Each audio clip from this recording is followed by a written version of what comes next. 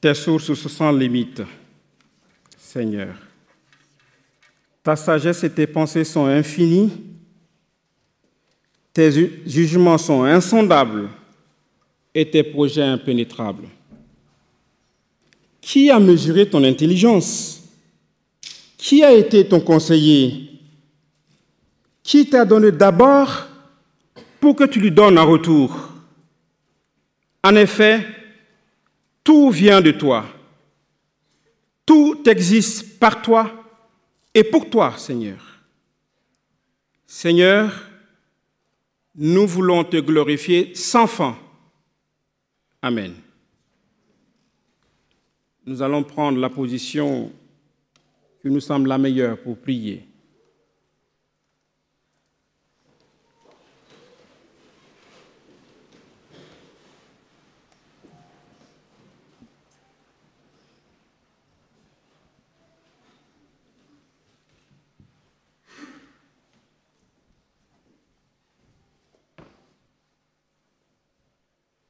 Nous sommes là, Seigneur, parce que nous avons la conviction que tu nous aimes. Nous avons la conviction que pour nous, tu as tout fait et que tu veux tout achever aussi pour notre bien. C'est pour cela que nous te glorifions. Nous louons ton nom. Heureux de ta présence ici. Heureux d'être avec toi. Heureux de te communier. Heureux d'entendre ta parole.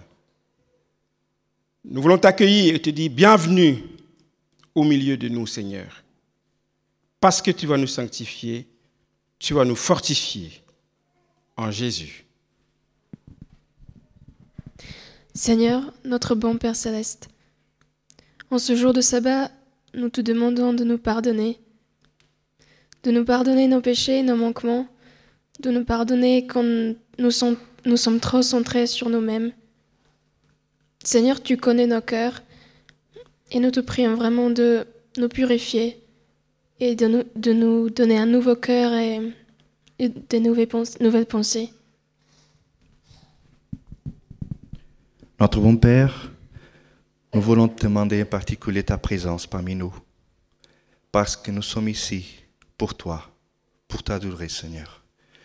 Nous voulons te demander ton Saint-Esprit, en particulier aussi que tu restes avec ceux qui ne sont pas là, mais qui voulaient être là, Seigneur, pour quelques contraintes, problèmes de la vie, maladies, Seigneur. Que tu puisses aussi être près d'eux. Nous voulons te demander aussi que tu restes avec ceux qui sont en train de nous voir par Internet et qui vont aussi partager ces moments de louange et d'écoute, Seigneur. Je veux aussi particulièrement parler de que tu puisses être près de ceux qui vont partager ta parole. Je parle d'Éric, Inès et aussi Daniela. Tu puisses être près d'eux, Seigneur, de le remplir de ton esprit, Seigneur, afin que ta parole reste aussi à chacun de nous. Seigneur, merci. Merci pour ton amour. Merci pour ton pardon. Merci parce que même avant de te demander quelque chose, tu les as déjà préparés. Merci Seigneur parce que tu nous permets de pouvoir te louer, de pouvoir être réunis en liberté dans ce temple. Merci Seigneur parce que tu as prévu pour chacun de nous les grandes bénédictions. Seigneur, merci pour tout ça. En ton nom. Amen.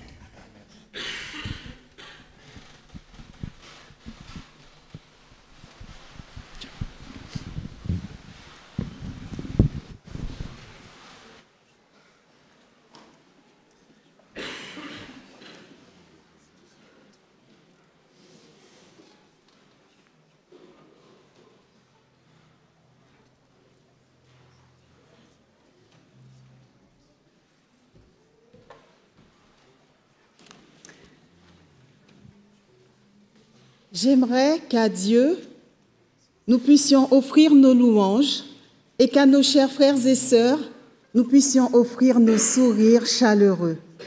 Bienvenue à tous en ce sabbat matin. Je vous invite à vous tenir debout et nous élèverons nos hymnes à la gloire de Dieu.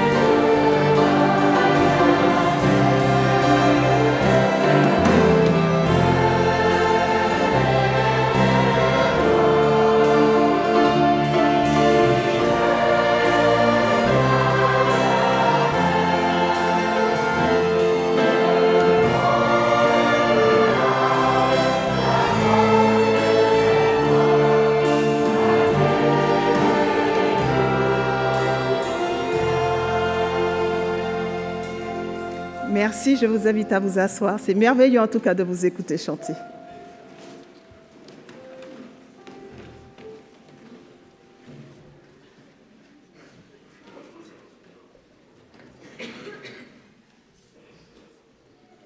Bonjour à tous et un bonjour tout spécial aux enfants que j'invite à venir devant parce que c'est l'heure de l'histoire pour les enfants.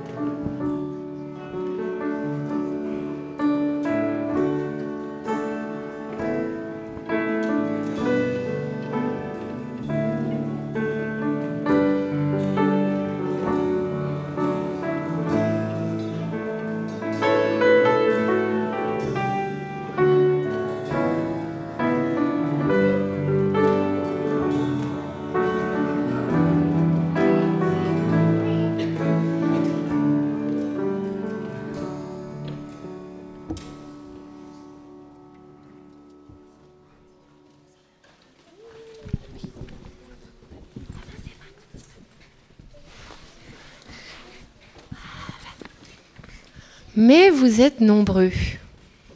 Waouh! Tous ces enfants, ça fait plaisir. Bonjour les enfants, rebonjour. Ça fait longtemps que je ne vous ai pas vus ici en haut. Vous savez pourquoi? Parce que j'ai eu un petit bébé qui a maintenant 9 mois. Il est plus si petit, hein. Il s'appelle Alec. Alors je reviens à vous parce qu'il est bien grand maintenant. Il peut rester avec son papa. Et puis ce matin, je vais vous raconter l'histoire d'Estelle. Enfin, une journée avec Estelle. Estelle, c'est une jeune fille qui a 5 ans. Qui c'est qui a 5 ans par ici? Il y en a qui ont 5 ans déjà? Non? Bon. Alors, c'est une jeune fille qui a 5 ans, qui aime la vie.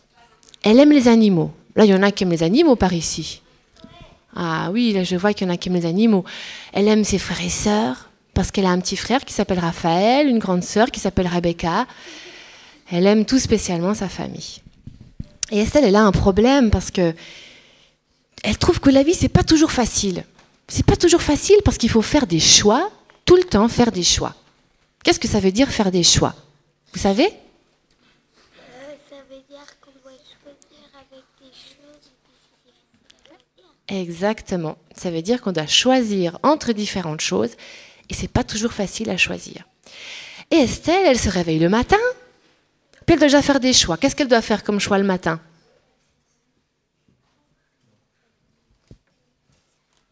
Tu sais?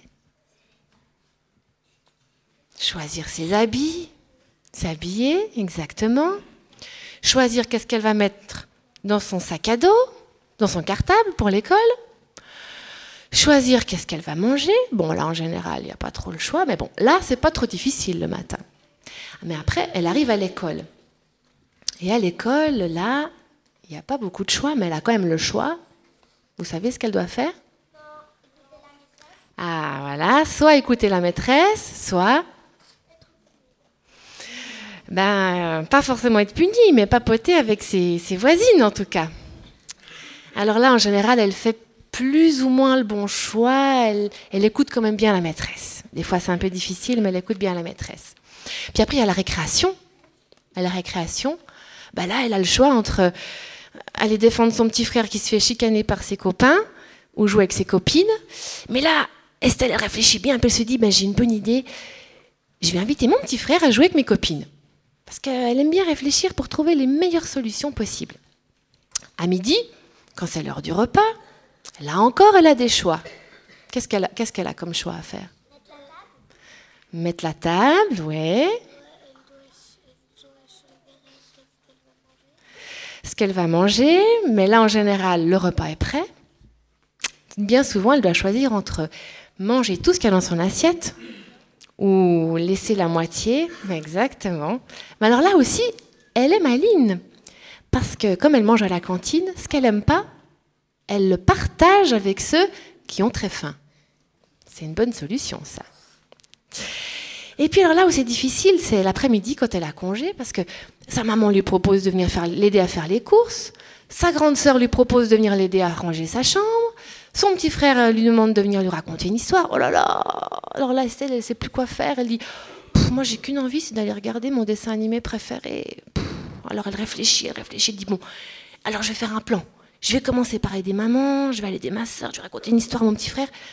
Et puis après, j'irai regarder mon dessin animé. Bon, alors là, elle se débrouille bien quand même, Estelle. Hein, elle fait quand même des choix assez bien réfléchis. Et puis vient le soir, elle est fatiguée d'avoir réfléchi comme ça. Oh là là là là là, elle est fatiguée. Elle se dit, oh, vivement que je puisse aller dans mon petit lit bien douillet pour faire des beaux rêves. Puis là, il y a papa qui arrive, qui rentre du travail. Estelle, allez, viens m'aider à ranger le garage. Oh, alors là, elle se dit, bon, soit je râle. Oh non, papa, j'ai pas envie, je suis fatiguée. Soit elle y va, mais elle n'a pas trop le cœur d'y aller. Alors elle réfléchit, là de nouveau elle se dit qu'est-ce que je peux... Ah, tilt, elle a une idée. Elle dit papa, j'ai une idée.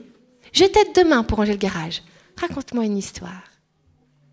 Et vous voyez les enfants, dans la vie, on a plein de choix à faire, tout le temps, plein de choix à faire. On est responsable de ces choix. On essaye de faire au mieux.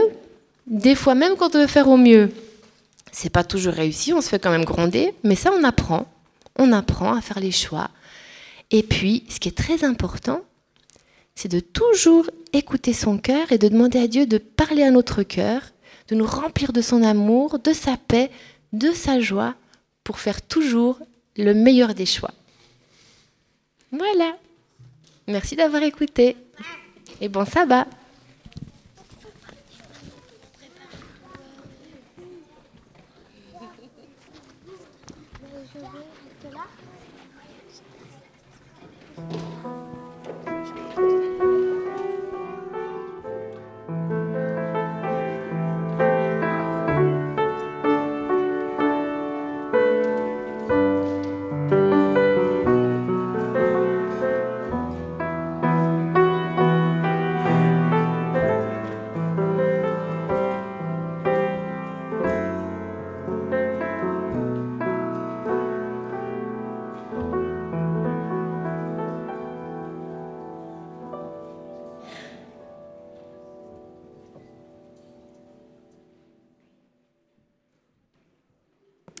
Je vous invite à ouvrir vos Bibles à Tite, chapitre 3, verset 8. C'est là une parole certaine. Je veux que tu insistes beaucoup sur ces points-là, afin que ceux qui croient en Dieu veillent à s'engager à fond dans les actions bonnes. Voilà qui est bon et utile à tous. Et maintenant, dans Jacques, chapitre 2, verset 26. En effet, de même que le corps sans le souffle de vie est mort, de même la foi sans les actes est morte.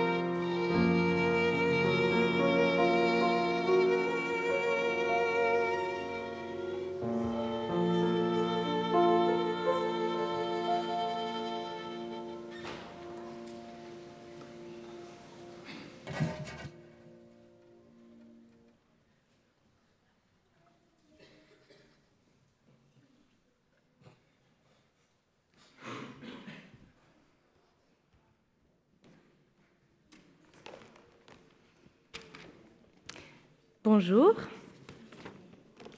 bon sabbat. C'est un privilège de pouvoir être ici ce matin à l'église de Collonges. Et comme vous savez, c'est l'école du sabbat qui est en train d'organiser la liturgie de ce matin. Et donc, on veut partager un peu avec vous ce que on a étudié et ce qu'on est encore en train d'étudier pendant ce trimestre. Et comme on est en train d'étudier l'épître de Jacques, je vous invite à ouvrir avec moi l'épître de Jacques dans le chapitre 2 et on va lire le verset 14. Jacques 2, 14. Il dit « Mes frères, à quoi servirait-il que quelqu'un dise avoir de la foi s'il n'a pas d'œuvre? La foi pourrait-elle le sauver ?» Alors là, quand on lit ce que Jacques nous dit, on peut penser à l'apôtre Paul et on peut se dire « Mais Paul avait dit que c'est par la foi que nous sommes justifiés. » Alors, comment est-ce que Jacques, ça veut dire quoi? Une foi sans œuvre, est-ce qu'elle nous peut justifier ou pas? En fait, je suis allée voir dans le dictionnaire, le Robert et Clé international, pour voir ce que le dictionnaire disait sur la foi, ce que c'était la foi. Et le dictionnaire dit « La foi est croyance en une religion. Exemple, il a la foi, il croit en Dieu, croyant fidèle. Confiance absolue que l'on met en quelqu'un ou quelque chose. » Donc, quand j'ai lu ça, je me suis dit, ok, croire en Dieu, c'est lié à la foi. Mais ce que j'ai aimé le plus dans cette définition, c'était cette confiance absolue que l'on met en quelqu'un ou quelque chose. Et puis, si on lit Hébreux 11, 1, le fameux verset que normalement on connaît peut-être beaucoup de nous, on connaît par cœur, qui dit « Or la foi, c'est la réalité de ce qu'on espère, l'attestation des choses qu'on ne voit pas. » Alors, c'est quelque chose, une confiance absolue, l'attestation des choses qu'on ne voit pas. Ok. Et alors, où est-ce qu'on met les œuvres parmi cette confiance absolue, cette foi aveugle que la Bible nous demande d'avoir en Dieu? Parce qu'en Actes 16, 31 et Romains 19, par exemple, l'apôtre Paul dit « Crois ». Après, ça dépend, il dit « Crois en Jésus-Christ et tu seras sauvé » ou « Crois et tu seras sauvé ». Donc, il y a cette liaison, tu crois, il y a la foi et tu seras sauvé. Mais Jacques dit « Crois à la foi, mais une foi sans œuvre, ça ne sert à rien. Elle est une foi morte, comme il dit au verset 17. Si elle n'a pas d'œuvre, elle est morte en elle-même. » Ça semble être dur.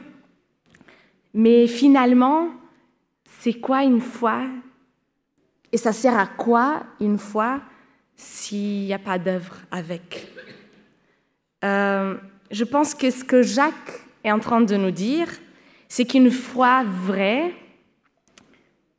c'est une foi c'est celle qui amène les œuvres de la foi avec. Finalement, c'est par les œuvres qu'on voit que la foi, elle est vraie. C'est l'expression de ce qu'il y a dans notre cœur qui est l'expression de la foi, finalement.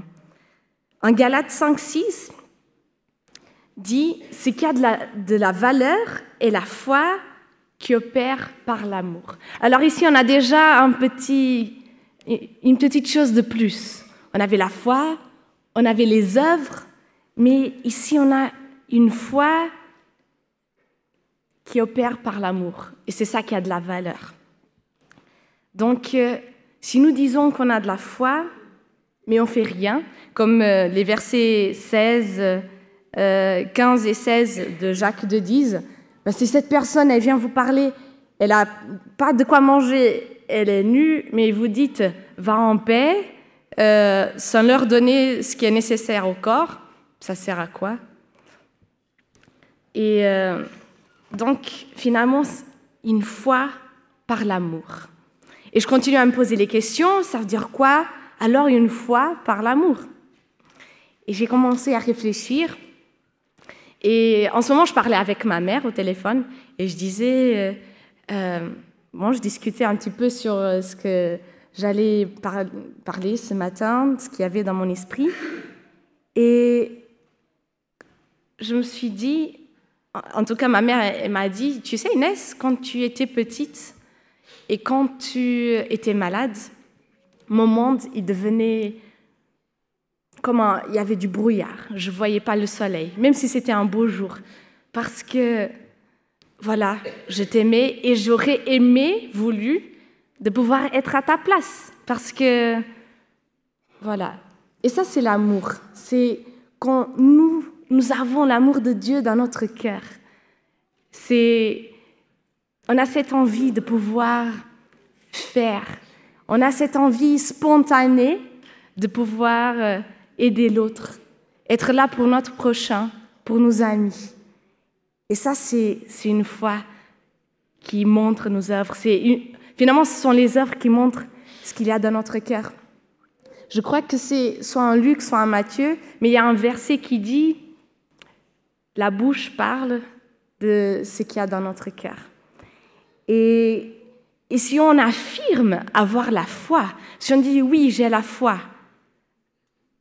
mais si on ne fait rien, s'il n'y a rien qui sort, est-ce que notre foi, elle peut être véritable ou correcte? Chers amis, Dieu, il veut beaucoup plus pour nous. Il veut qu'on puisse avoir une foi, pas seulement une foi de croire, de dire, parce qu'il y a un verset après, même en Jacques, verset 19 qui dit « Toi, tu crois que Dieu est un?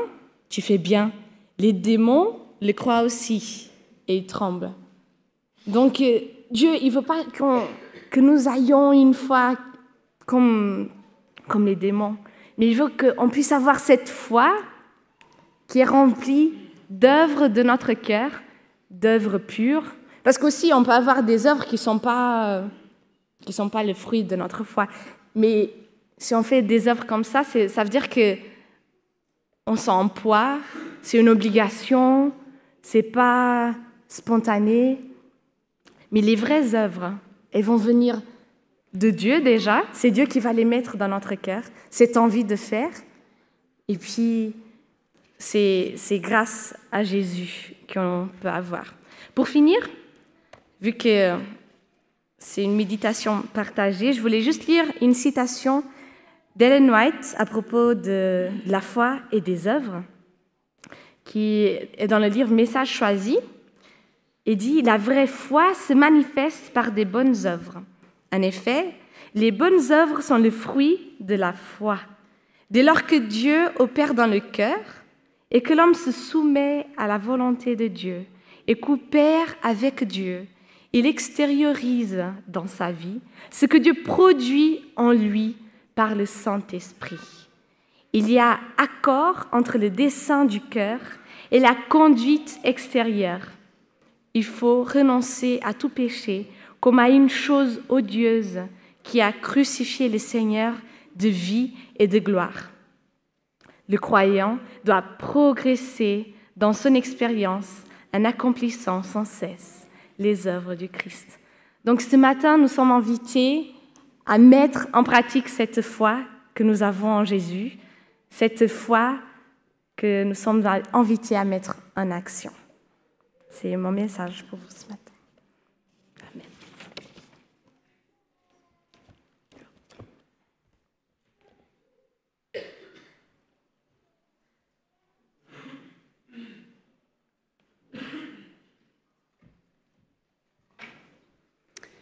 La plus grande œuvre de la foi, donc, c'est l'amour.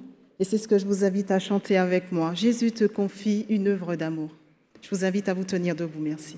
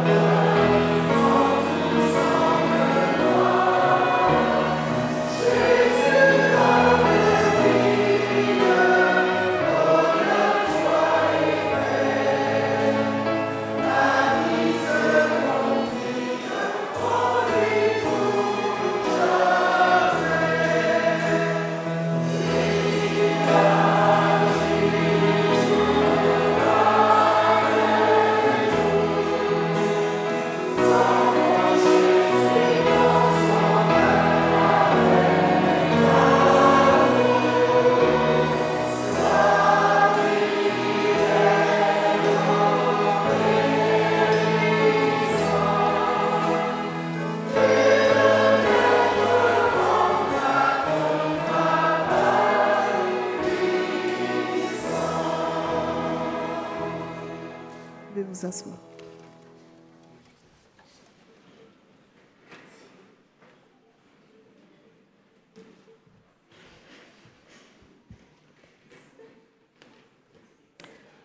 À mon tour de vous parler de miroir.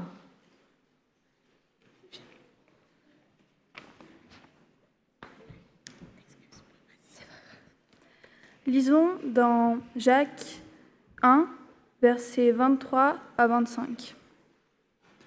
En effet, si quelqu'un écoute la parole et ne la met pas en pratique, il ressemble à un homme qui regarde son visage dans un miroir et qui, après s'être observé, s'en va et oublie aussitôt comment il est.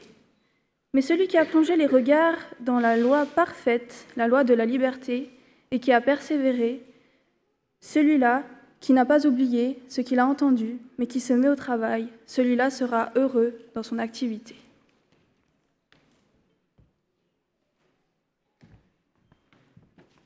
Donc, je disais que nous allons parler de miroirs. Les miroirs existent depuis fort longtemps. Et l'archéologie a retrouvé des miroirs datant de 1500, 2000 avant Jésus-Christ, surtout dans la région de Suse. Les miroirs antiques se présentaient sous la forme d'un disque poli en bronze avec la vocation de refléter les images. Objets rares et précieux, les miroirs étaient surtout l'apanage des femmes riches. Elles avaient la possibilité de se mirer, de s'admirer. Aujourd'hui, le miroir est banalisé. Chacun en possède. On en trouve dans les pochettes des dames et de plus en plus dans les sacs des messieurs. Et comme l'image renvoyée est plutôt décevante, avec Jean Cocteau, très souvent, nous affirmons les miroirs feraient bien de réfléchir un peu plus avant de renvoyer leur image, n'est-ce pas? Quand on se regarde. Les miroirs n'ont pas seulement été utilisés pour se mirer, s'admirer, ils ont aussi servi d'illustration à la littérature et à l'enseignement de l'éthique. Et les philosophes de l'Antiquité jugeaient les miroirs utiles à la connaissance de soi. Aussi, Socrate voyait dans le miroir un auxiliaire conduisant à se dépasser, à triompher de ses faiblesses. Sénèque, quant à lui, il a déclaré que le miroir conduisait l'homme à mettre ses actes en harmonie avec son image. Pour l'Église du Moyen Âge, le miroir avait une double symbolique. Le miroir était accusé de prendre au piège celui qui s'y mirait trop longuement. Il était accusé d'éloigner, de tromper, il mentait. Et en même temps, les théologiens chrétiens recommandaient aux fidèles de se regarder devant le miroir, reconnaissant que l'introspection avait une fonction morale salutaire. Jacques, lui, il va se placer à la suite des philosophes et à son tour, il utilise la symbolique du miroir pour enseigner. Et c'est ce que Mathilde vous a lu. Mais je vous propose de relire avec moi ce texte de Jacques. Jacques 1, les versets 23 à 25. En effet, si quelqu'un écoute la parole et ne la met pas en pratique, il est semblable à un homme qui regarde dans un miroir son visage naturel et qui, après s'être regardé, s'en va et oublie aussitôt comment il était. Comment garder l'image que renvoie le miroir? Telle est la question que nous tenterons de répondre. Jacques utilise une allégorie. Il compare l'écoutant de la parole de Dieu à un homme qui se regarde dans un miroir et qui voit son visage de naissance, c'est-à-dire la réalité de sa nature. Puis, il s'en va, oubliant comment il était. En fait, le texte de Jacques invite à réfléchir à ce qu'est une authentique écoute de la parole de Dieu. En fait, la manière d'écouter la parole détermine ce que deviendra l'image produite par le miroir.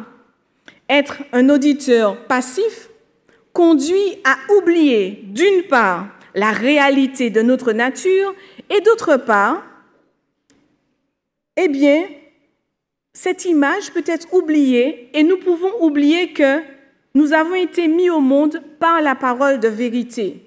Or, oublier notre provenance nous plonge dans une incapacité. L'incapacité de nous inscrire dans la permanence, l'incapacité de garder l'image. L'incapacité, en fait, de demeurer, d'entrer dans le projet de Dieu, d'être responsable. Rappelons-nous que la fonction du miroir est de produire des images, de faire des images, donc de renvoyer l'image à celui qui s'y regarde. Cependant, notons que le miroir ne renvoie pas seulement une image à soi, mais il renvoie aussi à l'autre. En effet, l'image produite par le miroir, c'est aussi l'image de l'autre, cet autre pour lequel le croyant est appelé à être en bénédiction. Ainsi donc, la parole entendue fonde l'écoutant dans une permanence, dans un faire qui sera conforme à la volonté de Dieu. Et cette parole écoutée conduit à voir au-delà du miroir, d'où l'importance d'avoir une idée de triangulation, une relation triangulaire, soit l'autre et Dieu. Et sans cette triangulation, dit René Girard, le croyant risquerait de tomber dans le narcissisme, d'être épris de son image, de son soi, ou encore d'avoir le syndrome de la reine dans Blanche-Neige et les 7 nains. Elle se voit, elle voit l'autre, elle voit Blanche-Neige, et en elle, elle voit une rivale. L'écoute illusoire consisterait donc à traiter la parole comme un miroir, servant à regarder sa propre image, à la corriger si nécessaire, ou à constater qu'elle est parfaite. Comme l'illustrent les propos du pharisien dans Luc 18, les versets 11 à 12, qui dit « Ô Dieu, je te rends grâce de ce que je ne suis pas comme le reste des hommes qui sont ravisseurs, injustes, adultères, ou même comme ce publicain. Mais si le pharisien donne sa dîme, c'est qu'il écoute la loi. Vous êtes d'accord avec moi? Il ne voit dans le miroir que sa propre justice, comme Narcisse, se trouvant beau.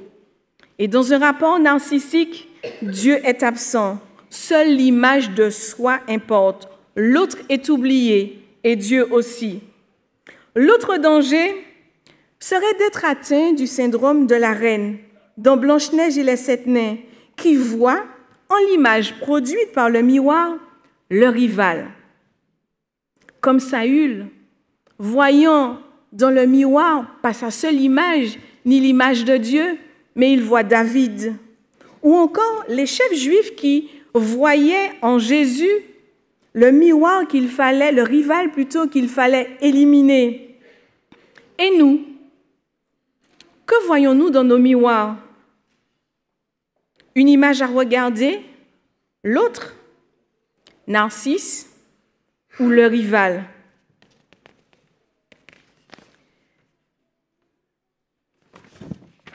Pour que l'image produite ne soit pas une prison, pour que l'image ne soit pas oubliée ou mal interprétée, Dieu va faire entendre une voix qui va apaiser, qui apaise soi-même. Car s'il est vrai que la parole entendue révèle comme un miroir les imperfections du visage qu'il faut corriger, il faut avouer que ce n'est pas en regardant à soi-même que l'on peut rejoindre l'intention originelle de Dieu.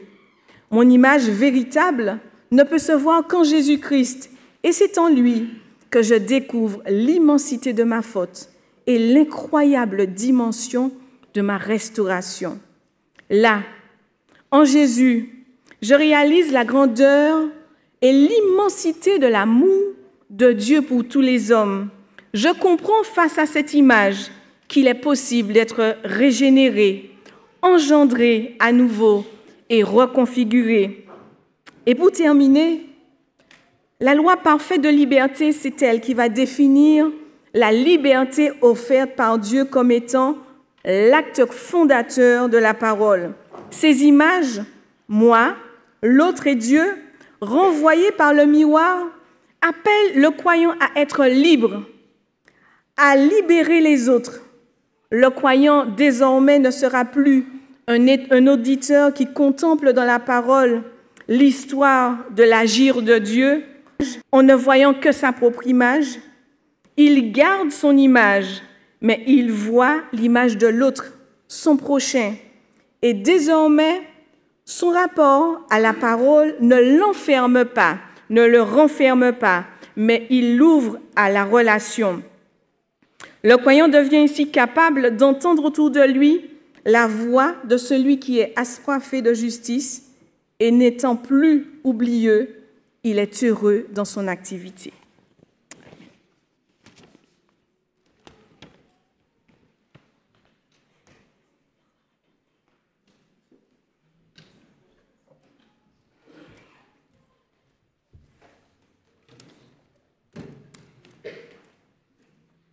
Seigneur, par la clarté de ton amour, chasse l'obscurité qui nous entoure. Par la clarté des rayons de Dieu, tout comme par l'image que nous reflétons en regardant la parole de Dieu, nous savons que ces paroles sont capables de chasser l'obscurité qui peut régner à l'intérieur de nos cœurs. Je vais vous demander encore une fois de vous tenir debout avec moi.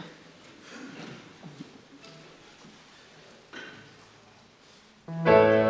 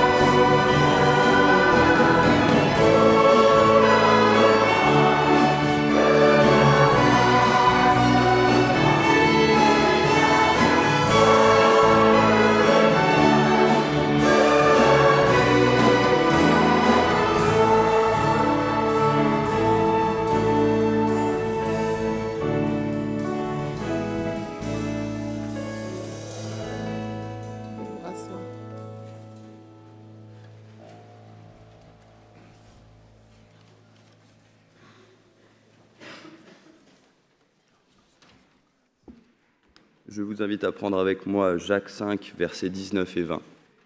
« Mes frères, si quelqu'un parmi vous s'est égaré loin de la vérité et qu'un autre l'y ramène, qu'il sache que celui qui ramènera un pécheur de la voie où il s'était égaré sauvera une âme de la mort et couvrira une multitude de péchés. »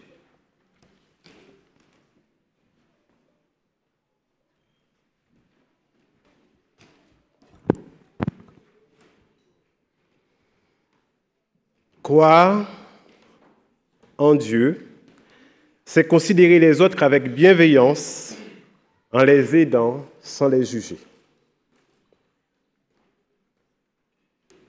Dieu avait donné à Israël des lois quand il l'a fait sortir du pays d'Égypte, de l'esclavage. Et Dieu pensait et avait décidé de faire d'eux un grand roi. Et pour cela, vous savez que sans loi, on ne peut pas avoir de royaume qui dure et qui existe. Dieu leur avait donné des lois à Moïse et Moïse leur avait transmis.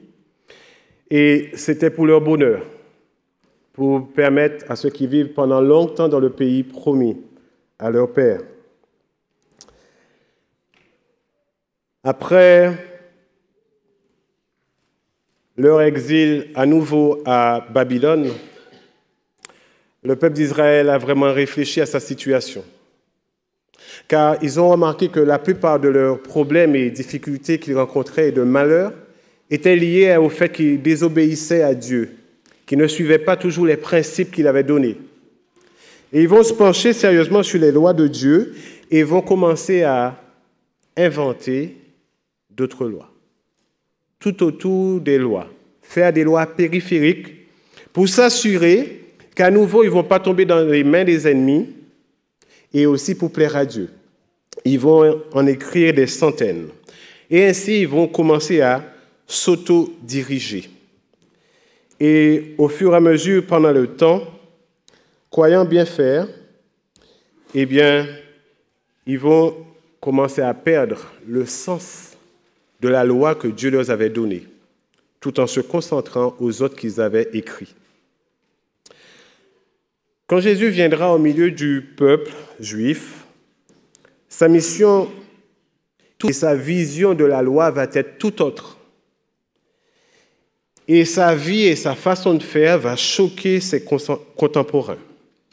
Dans Matthieu chapitre 15, le verset 12, il nous rapporte ce fait où les disciples ils viennent auprès de Jésus et lui disent que eh bien, sais-tu que les pharisiens étaient scandalisés après avoir entendu ce que tu as dit? Il n'y a pas qu'eux qui ont été scandalisés et étonnés. Les orthodoxes, les extrémistes, même ceux qui ne croyaient pas dans toutes les lois et qui ne respectaient pas les règles, mais aussi ceux qui n'étaient pas juifs, les païens. Oui. Même pour cette femme, auprès du puits, la Samaritaine, où Jésus lui demande de l'eau. Elle répond dans Jean chapitre 4, elle dit, « Toi qui es juif, tu me demandes de l'eau ?» En effet, les Juifs n'avaient pas de relation avec les Samaritains. Les pharisiens qui disaient que si lui, il était un prophète, il saurait que cette femme qui est à ses pieds, c'est une pécheresse. Il vit avec des gens de mauvaise vie, cet homme. Jésus n'a jamais demandé de ne pas respecter la loi. Au contraire, il lui-même les respectait. Il suivait les cultures, les coutumes. Il dit dans Matthieu chapitre 23, verset 3, « Faites tout ce qu'ils vous diront, mais n'agissez pas selon leurs œuvres. » En plus, il disait, « Vous avez entendu dire, mais moi je vous dis. Celui qui tue doit être puni par les juges. Mais moi je vous dis, celui qui se met en colère contre son frère doit être aussi puni par les juges. » Alors on imagine quelquefois certains pharisiens et scribes qui sont en train de dire, « Ah mais c'est vrai que c'est pas mal celui-là, on n'avait pas marqué. » Ça serait bien qu'on le marque aussi parmi les centaines qu'on a déjà. Pareil pour celui qui pense dans son cœur à la femme de son prochain, eh bien lui, il commet un adultère. Ah, mais ce n'était pas marqué celui-là. Après la visite du jeune homme riche qui vient demander à Jésus que les disciples pour être sauvés, les disciples, ils disent qui peut être sauvé après la réponse de Jésus? Dans Matthieu chapitre 19, le verset 25. Qu'est-ce que Jésus est en train de faire à ses contemporains? En fait, Jésus est en train de mettre ceux qui se croyaient au-dessus des autres au même niveau que les pécheurs. Beaucoup regardaient aux actions des autres, mais Jésus, lui, regardait les cœurs, il regardait les pensées. Et pour lui, la source de toute action, c'était ce qui venait du cœur. C'est que ce qui venait de la pensée. Oui. Nous nous arrêtons aux actions, mais Jésus, lui, il regarde où nous ne pouvons pas voir, c'est-à-dire dans la pensée du cœur, dans ses intentions. Mais quel était le rôle de Jésus? Dans Matthieu chapitre 15, verset 24, Jésus dit qu'il a été envoyé seulement pour les brebis d'Israël, mais après, il va envoyer ses disciples vers toutes les nations. Jésus, en tant que médiateur, ne vient pas faire les choses à la place de son peuple. Non, il vient montrer comment faire les choses. Pour ceux qui ne peuvent atteindre, il leur a donné des moyens. Entre autres, il leur a donné le même esprit qu'il avait, qu'il a reçu de son Père. Cet esprit qui vient pour gonfler nos voiles, pour permettre d'avancer, mais sans oublier que le gouvernail qui nous permet de pouvoir garder le cap et de nous cibler vers un but, c'est notre volonté. Jésus, par contre, ne va pas changer cela. Mais pourquoi Jésus semble-t-il troubler les Juifs, même ses disciples? Jésus va emmener son peuple à comprendre l'intention de son Père quand il leur a donné les lois. À lire entre les lignes du texte. Intelligence. Inter les lignes. Entre les lignes. Jésus va leur apporter la sagesse et l'intelligence.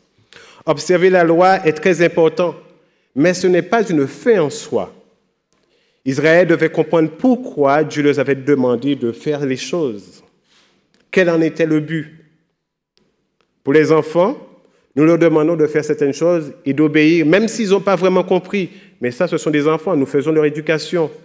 Mais en ce qui concerne les adultes, un enfant ne reste pas toujours enfant. Il doit devenir adulte. C'est l'objectif. Mais chaque chose en son temps. Jésus, lui, vient enseigner la vérité, vivre la vérité, pratiquer la vérité. Et d'ailleurs, il dit, « Je suis le chemin, la vérité et la vie » dans Jean chapitre 14, verset 6. Jésus est le modèle.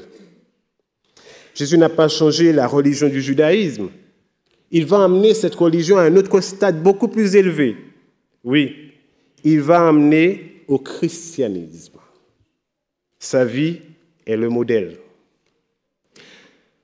Ce stade élevé que Dieu, le Père, voulait pour son peuple et qu'il veut toujours pour son peuple, les Juifs, avec de bonnes intentions, s'étaient enfermés dans les lois périphériques qu'ils avaient écrites pour plaire à Dieu, mais ils passaient à côté du bonheur et ils passaient à côté de l'intention de Dieu et le vrai bonheur que Dieu les avait promis.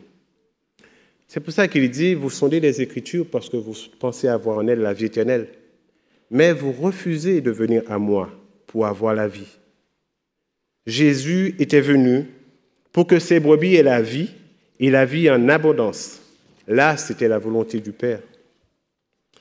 Et pendant 3 ans et demi, il va nourrir le peuple, il va leur apporter des enseignements, il va former ses disciples. Et un jour, il dit à Pierre, « Pierre, si tu m'aimes, paie mes brebis. Prends soin d'elles. » Et ce n'est qu'après une maturation de la parole de Dieu dans la vie de les apôtres que le vrai travail va commencer à porter des fruits grâce à l'action de l'Esprit de Dieu en eux. Parmi ceux-là, il y a Jacques. C'est un vrai juif, celui qui est à la tête de l'Église de Jérusalem, un défenseur du judaïsme. Eh bien, lui aussi, il grandira et parviendra à la compréhension de la pensée de Dieu et écrira à toute l'Église. Il nous invite à faire des choses qui sont dans les Écritures, non comme des enfants qui obéissent, parce qu'il n'a pas toujours la capacité de comprendre, mais comme un adulte qui comprend la pensée de Dieu et l'intention de vie pour l'homme. Nous le faisons non parce qu'il est écrit, point barre, mais parce que nous avons compris que dans le royaume de Dieu, ces choses sont faites parce que c'est juste. Nous le faisons parce que nous aimons Dieu. Et pour une personne que nous aimons, cela devient tout à fait normal d'agir ainsi. C'est pas vrai? Nous rejetons l'injustice, le mal et tout ce qui le ressemble, non parce que c'est écrit dans la Bible, mais parce que nous croyons dans le royaume de Dieu. Cela est juste de le faire et cela est injuste de pouvoir pratiquer le mal.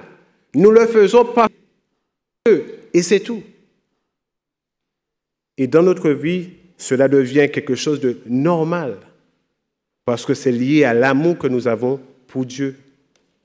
Si vous m'aimez, gardez mes commandements.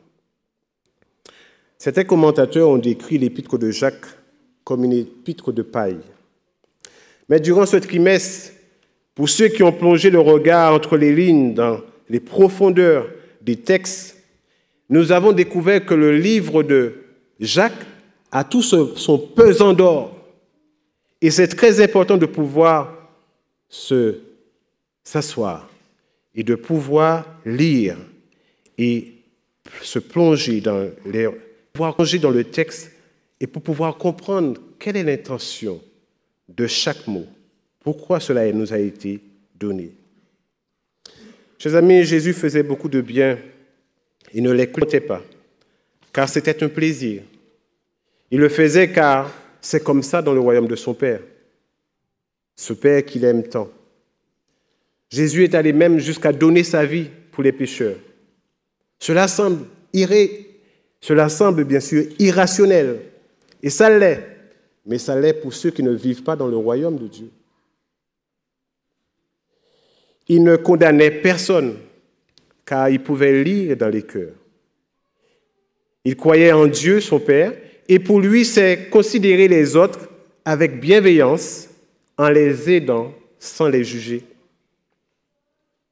La bienveillance, c'est avoir une disposition d'esprit inclinée à la compréhension. Jacques, c'est un témoin du judaïsme atteignant le christianisme. Et il nous invite à faire de même. Quel est le message de Jacques pour les chrétiens? Nos paroles, nos ambitions, nos actions doivent être fécondes, modelées par et sur la connaissance de Dieu selon l'enseignement de Jésus. Pour Jésus, c'est par la communauté que les choses doivent se passer et que les membres doivent s'épanouir dans l'Église. Le choix de vivre les valeurs de Dieu et non ceux du monde est un choix qui produit des fruits communautaires. Quand l'adulte comprend les raisons pour lesquelles il doit faire quelque chose, il prend lui-même l'initiative et consacre énormément d'énergie à le faire. Quelquefois, nous demandons à nos enfants de faire certaines choses, des jeunes. Pourquoi moi? Ils sont réticents. Mais après, quand ils comprennent pourquoi ils le font, eh bien, automatiquement, ils vont le faire par la suite. Jacques, il nous invite à être charitables. Durant tous ces chapitres qu'il nous a écrits, à respecter les pauvres et bannir le favoritisme, rechercher l'unité et la écouter et le mot shama. Ce même mot shama désire et veut dire entendre, comprendre et obéir. Entre nous, quelle est la meilleure façon de comprendre, si ce n'est qu'en faisant les choses? Quand on obéit et quand on pratique en même temps ce qu'on apprend. Ce matin, j'aimerais vous inviter à faire une expérience de foi. Après avoir lu ce texte et après avoir entendu ce que Jacques nous a apporté durant tout ce trimestre, j'aimerais vous inviter, et moi-même, à réfléchir et à faire une expérience avec le Seigneur. Une expérience de foi. C'est vrai que cela ne concerne pas qu'une seule personne, tout ce que Jacques a écrit, mais cela aussi me concerne. Cela concerne peut-être chacun d'entre nous. Mais pourquoi ne pas faire l'expérience avec Jacques? Pourquoi ne devrions-nous pas suivre les conseils de Jacques ce matin? Si nous croyons dans ce Sauveur que nous aimons tant, faisons cette expérience ce matin. Prenons l'habitude, mes chers frères et sœurs, amis, de pouvoir venir en aide aux autres en les aimant. Et celui qui l'aime, qui aime l'autre, eh bien, il ne le juge pas. Il essaie de comprendre son état. Mais il n'y a que celui qui puisse lire entre les lignes et comprendre l'intention de Dieu pour lui, qui fait les choses et qui obéit à la parole de Dieu. Il y en a beaucoup tout autour de nous qui n'ont pas encore compris, qui vivent dans la souffrance, dans le malheur, qui sont victimes. Mais nous qui comprenons, nous pouvons aussi venir en aide à ces personnes. Ce matin, j'aimerais vous inviter à choisir quelqu'un qui est juste à côté de vous, de pouvoir le présenter au Seigneur. L'un l'autre se présente. Demande au Seigneur de pouvoir agir dans la vie de chacun d'entre eux. Demandez au Seigneur, avec sa puissance et son esprit, de pouvoir guérir celui qui est en face de nous, juste à côté. De pouvoir venir en aide à celui qui lutte et lui apporter la délivrance. Celui qui est aveugle, que celui fasse tomber, que Dieu fasse tomber ses écailles et qu'il voie enfin. Et quand maintenant il fera les choses, il ne va pas les faire parce que c'est écrit, mais c'est parce qu'il aime Dieu et que vivant dans le royaume de Dieu, c'est tout à fait normal et juste de pouvoir appliquer ces choses. Pour moi, mais aussi pour chacun de ceux qui sont en face de nous. Je vous invite à prendre une personne à côté de vous et de prier ensemble. Je ferai de même.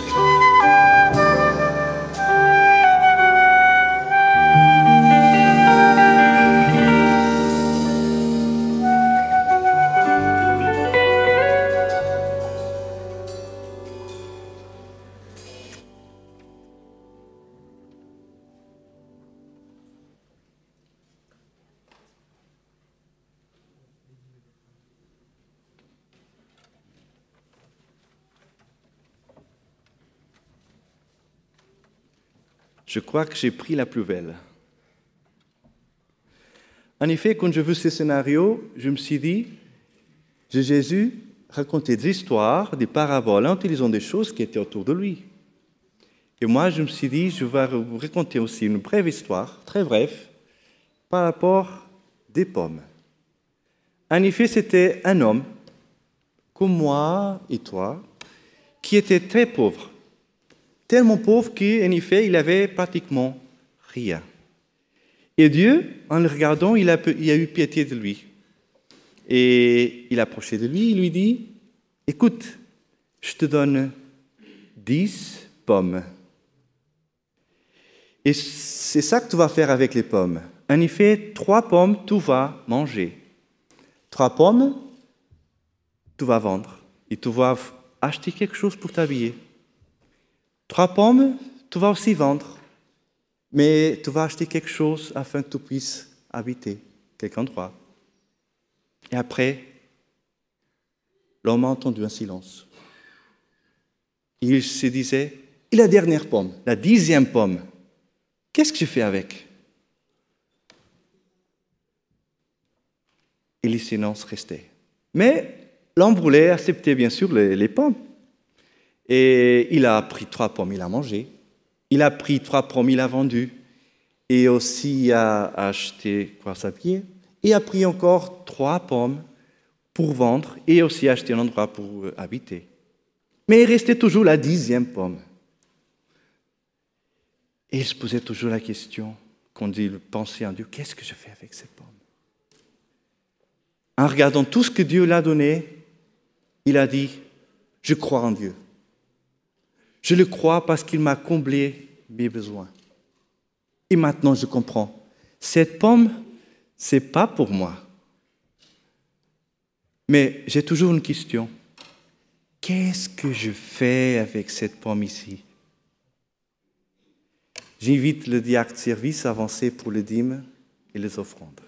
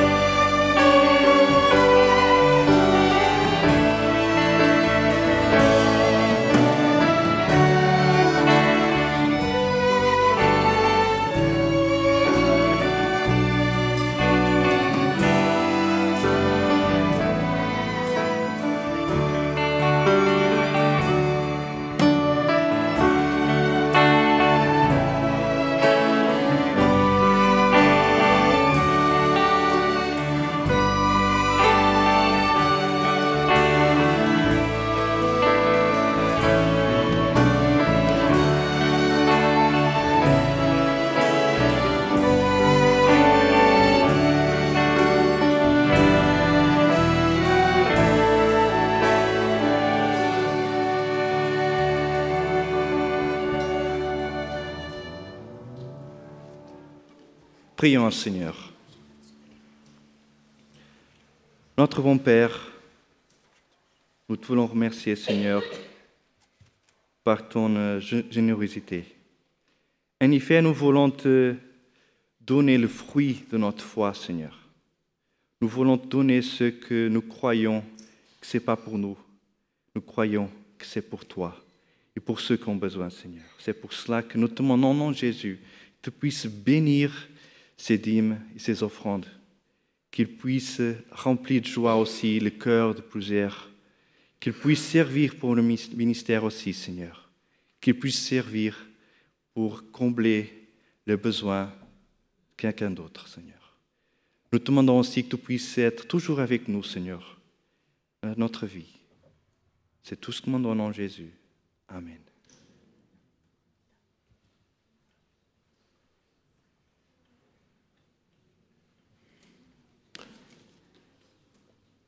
Dans cette belle journée de fête, en présence du Roi des Rois, notre Seigneur aussi, nous aimerions vous inviter à chanter d'un cœur joyeux un seul couplet de cet hymne pour pouvoir mettre fin à cette première partie de ce sabbat que nous avons. Et pour tous ceux qui continueront durant cette journée, que la paix de Dieu soit toujours avec vous et puis que nous restions toujours dans cette joie profonde. Mon cœur joyeux, plein d'espérance.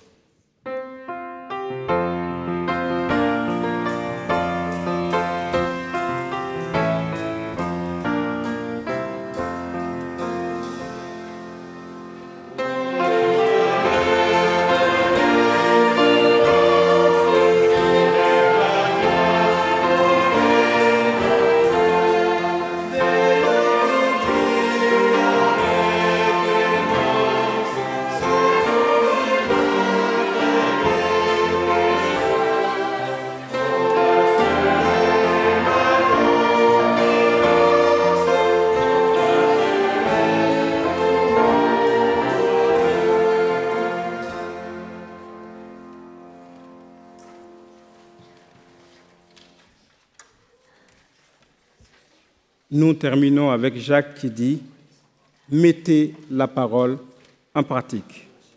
Que le Seigneur soit avec vous durant cette semaine, qu'il vous accompagne, que les vœux des plus chers de votre cœur s'accomplissent et passez une très bonne semaine. Amen.